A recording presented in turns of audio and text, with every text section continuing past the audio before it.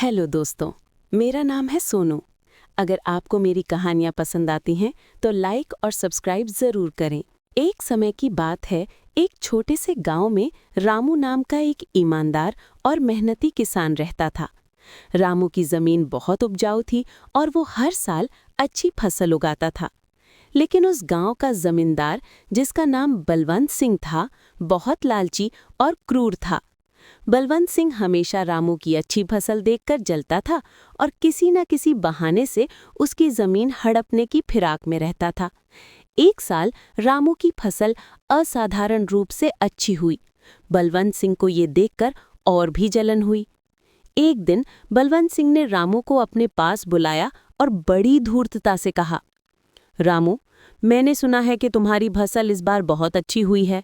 मैं तुम्हें एक मौका दे रहा हूँ। तुम अपनी पूरी फसल मुझे बेच दो, लेकिन शर्त यह है कि मैं जमीन के ऊपर की चीजें रखूंगा और तुम जमीन के नीचे की चीजें रखोगे। रामू जानता था कि जमींदार उसे धोखा देने की कोशिश कर रहा है।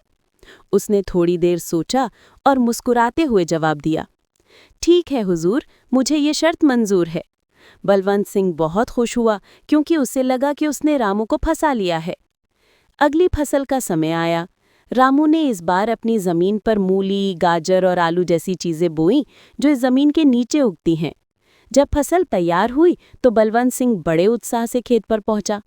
रामू ने जमीन के ऊपर का हिस्सा, जो केवल पत्ते और डंठल थे, बलवंत सिंह को दे दिया। बलवंत सिंह का चेहरा गुस्से से लाल हो गया। उसके हाथ कुछ नहीं आया सिवाय बेकार के पत्तों और डंडों के। रामू ने जमीन खोदकर ताज़ी और कीमती मूली, गाजर और आलू निकाल लिए।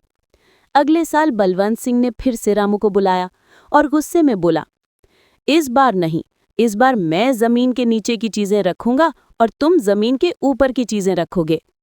रामू फिर मुस्कुराया और बोला, जैसी आपकी आज्ञा हुजूर।